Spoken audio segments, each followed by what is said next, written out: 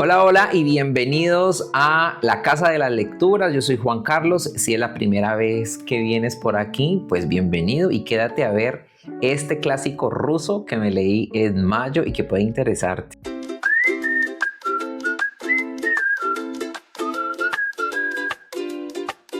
Sí, en mayo me terminé Guerra y Paz, ese clásico del que todo el mundo habla, por grande, por pesado, cuando hablan de un clásico ruso da hasta miedo para un lector. Yo me acuerdo que uno de los primeros clásicos que yo leí fue Crimen y Castigo, creo que allá por 2023, una cosa así. Ustedes saben que yo soy un lector muy novato, hace unos cuantos años, yo creo que desde 2022 comencé en realidad a leer, finales de 2022 comencé a interesarme por obras clásicas, por literatura, a consumir contenido de YouTube sobre literatura y todo eso. Ustedes ya los que me siguen en el canal lo saben. Y Guerra y Paz, yo creo que es otro de esos clásicos que da como miedo. Yo cuando vi en su momento a Crimen y Castigo me dio miedo pensar de que se iba a repetir la historia, de que cuando lo leyera lo iba a dejar y no iba a aguantar el ritmo o que iba a ser muy denso, muy pesado. Hoy en día creo que ya el tamaño del libro no me abruma. Yo puedo leer libros densos como este. Ya me leí también El Quijote, aunque este entiendo yo que es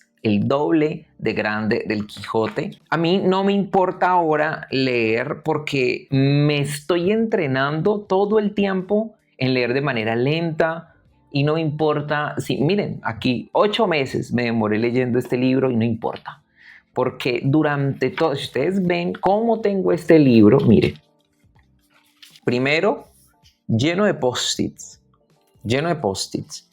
Y en medio de sus páginas, mire cómo está, subrayado por todas partes. Aquí si ustedes ven cualquier parte del libro, está subrayado. Incluso, creo que por aquí tengo notas. Aquí, por ejemplo, al final pongo noticas de este estilo. Me tomo el tiempo para, si hay algo que me interesa en demasía, entonces yo paro y tomo mis notas. ¿Sí? Y no estoy pensando, y si mi mente me lleva a querer ver cuánto me falta, la traigo a la página en que estoy leyendo. Y yo creo que esa es la primera clave para iniciar con los clásicos o para leer un clásico, que debemos concentrarnos en esa página que estamos. Claro, hay cosas que yo creo que hay que tener en cuenta cuando uno lee clásicos, pero la primera debe ser esa, que entender que los clásicos están estigmatizados que por el lenguaje, que el lenguaje es muy arcaico, que porque a veces no se entiende la historia, que la manera en cómo las personas escribían, pues allá este libro apareció como Guerra y Paz en 1869. León Tolstoy lo fue publicando por entregas unos años antes y luego lo publicó en 1869. Entonces imagínate un libro del siglo XIX, de la segunda mitad del siglo XIX, cómo escribía esa gente. Y tenemos todos esos estigmas y yo creo que hay que tumbar esos estigmas. Claro, a veces las ediciones no colaboran. Esta edición de Plutón es muy buena, por ejemplo. Entonces, si tú te vas a leer un clásico como Guerra y Paz, te felicito por el interés y consíguete una buena edición. Una buena edición no necesariamente es cara.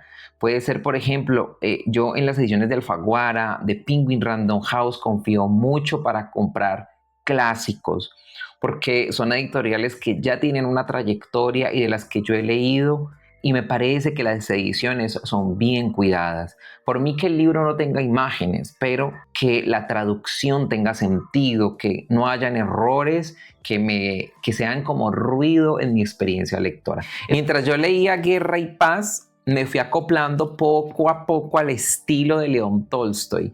¿Qué sentía yo cuando me iba adentrando en Guerra y Paz? Yo sentía que era como conocer a una persona desde cero. Entonces, claro, imagínate tú te encuentras con una persona y la comienzas a conocer, comienzas a convivir con ella.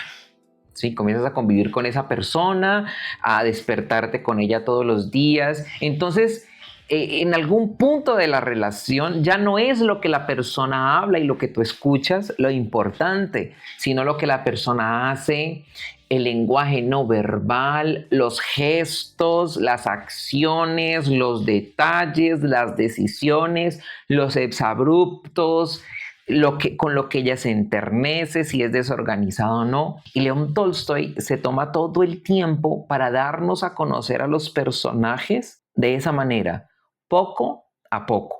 No nos abruma con una cantidad excesiva de información acerca del personaje, sino que nos muestra lo que está haciendo. Este narrador es un narrador en tercera persona y yo lo sentí como que el narrador es el mismo León Tolstoy. Esto puede ser muy confuso para los lectores novatos como yo, pero básicamente el narrador no necesariamente es el autor. El autor es el que escribe la historia, pero el narrador puede ser en primera persona, el narrador puede ser uno de los personajes.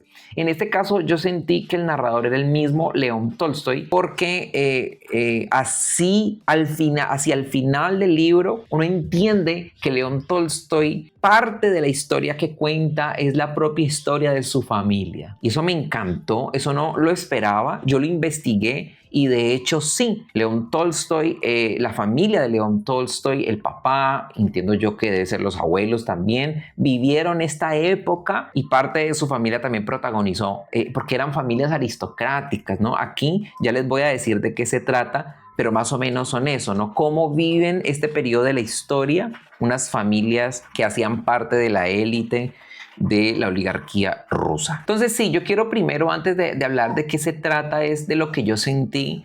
Y yo sentí que mientras más caminaba durante este libro, caminaba de mano de los personajes, más los conocía y mientras más los conocía, más entendía la naturaleza humana. Aquí hay temas interesantísimos. Por ejemplo, la tensión que genera un grupo sobre nosotros y sobre nuestras decisiones. ¿Cómo veía la gente en esta época al zar Alejandro y a Napoleón? Tú ves reflejado en estos personajes a ti mismo de joven cuando estabas en un grupo y hacías cosas estúpidas porque los demás las hacían. La palabra escrita, bien escrita, que te llega, que te golpea, que te enternece, que te hace sentir felicidad, ternura, dolor, angustia.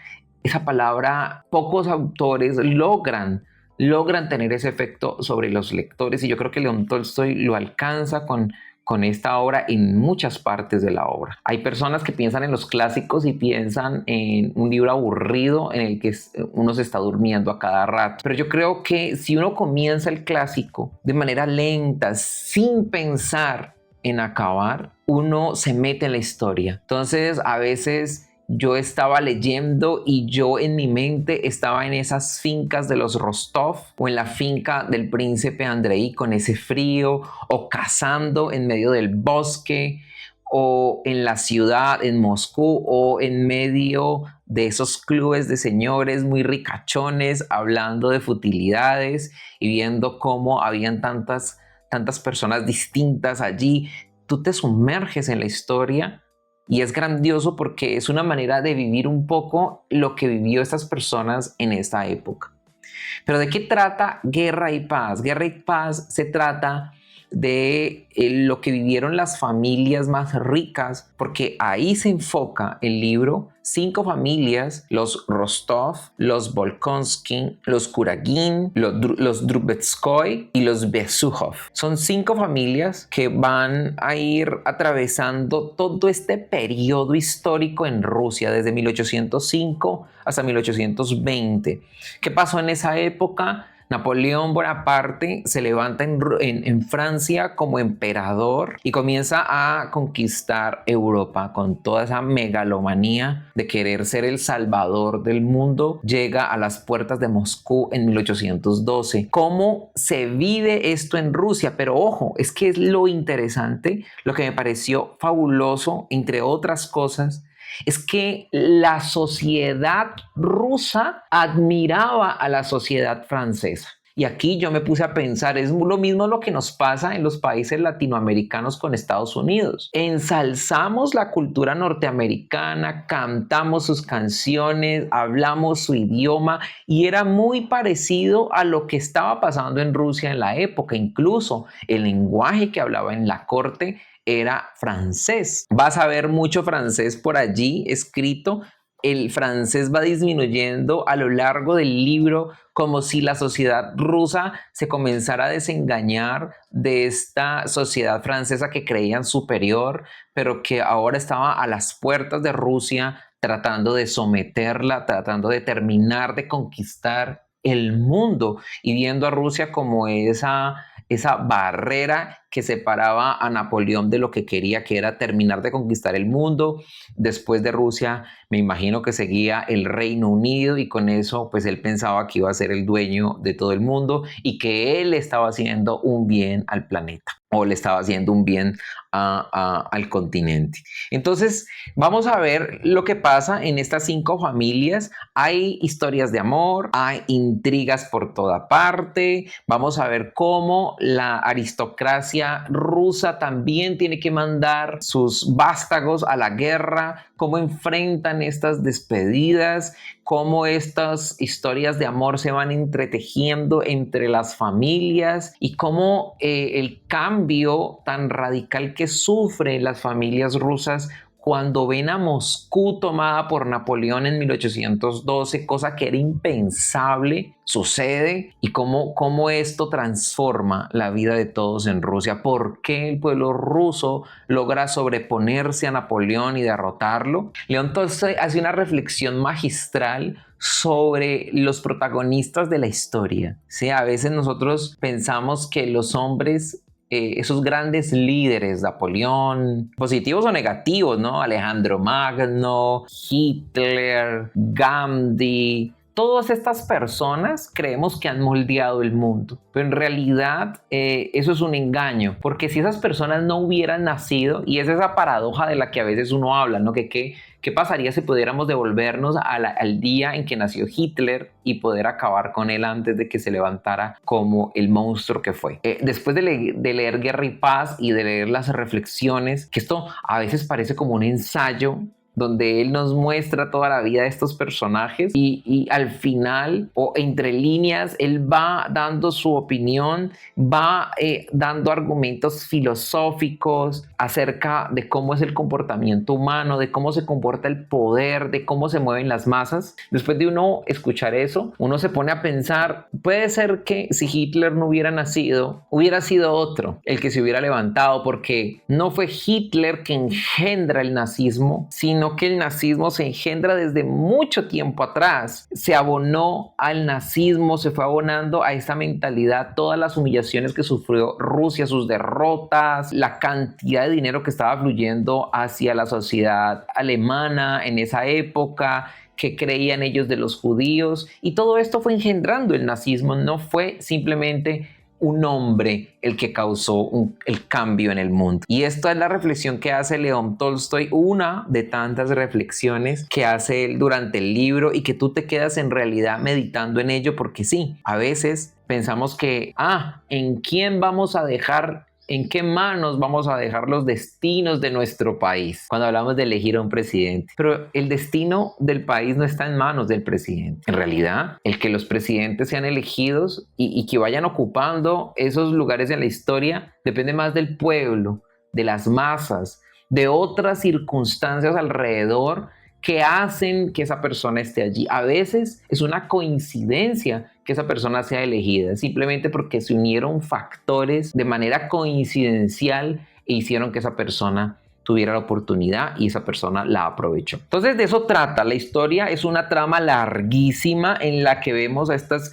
Claro, hay unos personajes que destacan y me gustaría hablar por último de los personajes. Mi personaje favorito fue Pierre Besukhov. Me parece que ese personaje retrata perfectamente la evolución de un personaje, ¿sí? Todo este camino que uno como ser humano debe recorrer. Pierre es un hombre al principio un poco ingenuo, que se deja guiar, lo deslumbra muy fácilmente lo que ve, pero dentro de él tiene esta sensación de que necesita algo más en su vida, de que su vida tiene que tener otro sentido. ¿sí? Él prueba de todo en la vida, se vuelve riquísimo como lo van a ver, de una manera que ustedes no se lo esperan, se vuelve muy rico, pero él está intentando buscar el sentido de la vida y no lo encuentra. Busca en la religión, busca en una ideología, en una filosofía, pero cuando él se depara con la crudeza, con la guerra, con la muerte, con cosas que él, como era rico, nunca había visto. Cuando él ve en los ojos del otro el sufrimiento, yo creo que eso va transformando a Pierre y él sufre una evolución increíble. Al principio tú quieres agarrarlo a coscorrones, te enterneces por las cosas que piensa, en él actúa mucho y ahí uno reflexiona sobre que no es la cantidad de dinero que una persona tiene directamente proporcional a la fortaleza de su carácter, sino que eso se consigue con el tiempo, con la cultura, con la lectura, con las experiencias de vida. Pierre es un ejemplo maravilloso de una evolución positiva del ser humano. Pierre es uno de mis personajes favoritos, el príncipe Andrei Bolkonsky, me parece que es un personaje que te despierta de todo. Indignación, rabia, te despierta muchas sensaciones, pero también empatía. Empatía, su papá, el viejo príncipe Bolkonsky, su hermana, la princesa María, esta mujer tan devota que tú sientes que ella en realidad tiene su creencia, su fe, pero es una fe sincera, que ella intenta hacer lo mejor que puede por su familia y todas las dinámicas tan difíciles familiares que hay entre su papá, ella y su hermano. Yo me quedaba leyendo y con el corazón en la mano cuando el viejo príncipe Bolkonsky la trataba mal, pero por dentro le dolía hacerlo. Y pensaba yo, ¿no es eso lo mismo que pasa en nuestras familias? A veces hablamos algo de manera hiriente y no damos el brazo a torcer, pero por dentro nos estamos muriendo. Son esas cosas que yo creo que en Guerra y Paz hay que destacarlas, que son cosas que suceden, pertenecen a nuestra naturaleza humana. Cuando estamos, por ejemplo, me acuerdo de Pierre, que tenía que tomar una decisión que no quería tomar y a su alrededor había gente muy manipuladora que lo estaban orillando a tomar una decisión y él era la persona más poderosa en cuanto a dinero e influencia, pero se dejó llevar, pero su mente le decía, ¿qué estoy haciendo? No, no, no, no. Y al final dijo que sí. ¿No les ha pasado eso? Que ustedes piensan, no voy a decir que no y dicen que sí, o voy a decir que sí y digo que no. Esas ambigüedades humanas, cuando uno las ve escritas, yo digo, wow, wow, porque así soy yo, así somos nosotros los seres humanos. Y qué bien que León Tolstoy se haya tomado, creo que 7 años de su vida escribiendo esta historia tan bien escrita. La doble moral, yo por aquí tengo algunas notas, la doble moral que se evidencia aquí, se refleja el comportamiento que tenemos ante el peligro, el cinismo de no hacer lo que debemos solo porque nos genera tensión. Sí, claro, a veces uno sabe lo que tiene que hacer, pero no lo hace porque le genera tensión.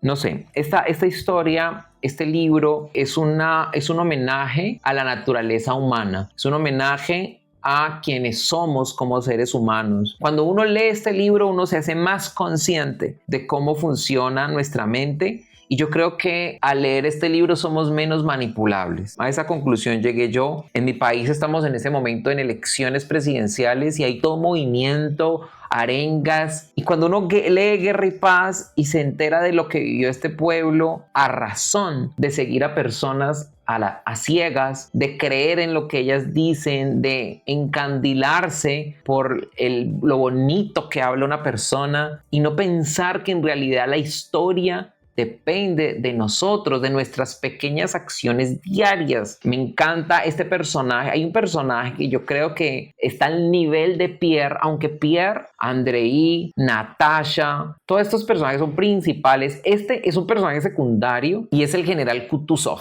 Este general es un personaje secundario, pero para mí era un personaje precioso. Entonces el general Kutuzov me parece un personaje secundario, pero un personaje sumamente hermoso. Hermoso la manera en cómo él siendo el general en jefe de todo el ejército, teniendo tanto poder, podía hacer lo que quisiera, pero él pareciera el único cuerdo en medio de toda esa algarabía de la guerra. Me recuerda mucho a lo que está pasando en Colombia y a lo que pasa generalmente en las elecciones, como ya les dije, que hay un revuelo y que todas las personas creen que lo que estamos haciendo es algo definitivo y de que tenemos que hacer esto o aquello porque no podemos dejar en manos de cualquiera los destinos del país, y nos olvidamos que durante quien gobierne, quien en realidad tiene los destinos del país es la gente, somos nosotros. Cuando decidimos educarnos, cuando decidimos involucrarnos más con la historia, entender más la naturaleza humana, educarnos más como ciudadanos, yo creo que ahí es que estamos tomando las riendas de nuestros países. Entonces, el general Kutuzov yo creo que me enseñó a ser tranquilos. Hay una frase, no sé si, no la voy a buscar porque me demoro mucho, aunque me gustaría buscarla, ¿no? Creo que él decía como que había que esperar y ser paciente, porque él sabía que se estaba gestando la victoria y no quería perder más vidas. Durante esta guerra, se perdieron miles de vidas de soldados. Muchas familias quedaron con huérfanos en su familia, muchas pérdidas, muchas viudas. ¿Y todo para qué? Al fin y al cabo, yo creo que es la gran reflexión de Guerra y Paz. Se pudo haber evitado, ¿no? Si la historia, si los ciudadanos de Francia no hubieran delegado el poder a otros, sino que hubieran asumido su poder, muchas personas no hubieran muerto. En fin, hay muchas conclusiones que uno podría sacar de Guerra y Paz, pero yo la conclusión que saco es que es una novela excelentemente bien escrita. Es una novela hecha para durar contigo, ¿sí? Es como yo les decía al principio, es como comenzar a conocer a una persona desde cero. Cuando yo terminé Guerra y Paz, yo sentí esa nostalgia de dejar a estos personajes, de abandonarlos, de abandonar esa historia, de que había visto la evolución de Pierre, de Nikolai, de Natasha, de María, y quería seguir viendo qué pasaba con sus vidas. ¿Qué no me gustó de Guerra y Paz? Yo no me atrevería a decir que el libro debió ser más corto, pero la última parte del epílogo yo creo que es en demasía larga. No sé, a mí en realidad cuando yo llego a la última parte de un libro, no sé si a ustedes les pasa, yo quiero seguir leyendo, pero esta última parte me parecía que yo ya había entendido cuál era el punto de León Tolstoy, pero él ahondó demasiado en ella. Puede ser que en otra ocasión que la lea me interese un poco más, pero la vi demasiado larga. Porque yo estaba acostumbrado a que León Tolstoy me contaba la historia, mirábamos la guerra, cómo estaba el campo de batalla, esta con quién se besó, este a quién engañó, esta intriga palaciega, la herencia que se recibió, que no se recibió, y después él metía la parte del ensayo, ¿no? La reflexión filosófica, histórica, sociológica, etc. Pero aquí él se toma toda la segunda parte del epílogo, que es la última parte del libro, para una disertación filosófica que me pareció bastante larga. Fue lo único que yo dije, bueno, no debió terminar así una novela tan espectacular. Yo creo que el epílogo tiene dos partes, debió ser al revés, porque esta primera parte del epílogo es lo que sucede después con Nikolai, con Natasha, con Pierre y con María. Entonces, pues me pareció que debió haber sido al revés, pero pues nada. De resto, yo creo que este libro se queda dentro de mi haber literario como una de esas novelas que nunca voy a olvidar, esos personajes que se quedan conmigo. Pierre, el general Kutuzov, todos esos personajes se van a quedar conmigo para siempre, porque me mostraron un poco más en profundidad mi propia naturaleza, mis propias ambigüedades, y se los recomiendo muchísimo. Y cuéntenme ustedes, ¿qué les ha parecido todo lo que les conté? ¿Qué les ha despertado la trama de este libro, los temas que trata? ¿Les interesaría leer Guerra y Paz de León Tolstoy? Yo les invito a que se animen y a que si lo hacen no piensen en acabar, sino que lo hagan con calma, con tranquilidad. Investiguen, en YouTube hay mucha información sobre esta guerra, sobre la invasión napoleónica a Rusia. Yo creo que es una parte muy interesante de la historia que deberíamos conocer. Si ya te leíste Guerra y Paz, cuéntame si estás de acuerdo conmigo. ¿Cuál es tu personaje favorito, Pierre? ¿O también te gustó mucho el general Kutuzov? Cuéntame allí cuál fue la muerte que más te impactó. Yo con una muerte lloré de verdad. Mi corazón se me apachurró. Y ojo, que no era un personaje que me gustara. ¿Ya saben cuál es? Es el papá de cierta princesa que cuando la manera en cómo muere me parece que retrata mucho sobre los arrepentimientos que uno puede tener después de una vida larga de frialdad y de distanciamiento con su familia. Yo los dejo por aquí. Yo creo que este video para mí era esencial hacerlo. Son cerca de las 6 de la tarde, llegué de trabajar, mi esposo no estaba, yo dije no voy a grabar porque a pesar de que estoy cansado, llegué de trabajar. Quiero hablarles de este clásico, quiero hablarles de lo agradecido que estoy porque haya llegado a mi vida. Después de leer este clásico, yo creo que soy un mejor lector, un lector más reflexivo y un ser humano un poquitico más consciente de su propia naturaleza. Yo creo que todos deberíamos leerlo. Déjame ahí en los comentarios si te gustó este video, si no te gustó, sobre qué clásicos quiere que haga otros videos. Si no lo he leído, pues ahí me pongo, lo anoto para leer. ¿Qué clásicos tengo? Esa es otra cosa que podríamos hablar. ¿Qué clásicos tengo para leer después de este? Mi esposo, bello, precioso, me compró Ana Karenina. Se los voy a mostrar para presumir. Ay, ¿qué tal? ¿No les da envidia? Ya tengo la colección. Se llama Colección Oro, Guerra y Paz y Ana Karenina en la misma edición de Plutón. Así que este libro también está, este libro está muy bien editado, es unas páginas más amarillas que ese y me gusta porque se cansa menos la vista. Esta historia me gusta.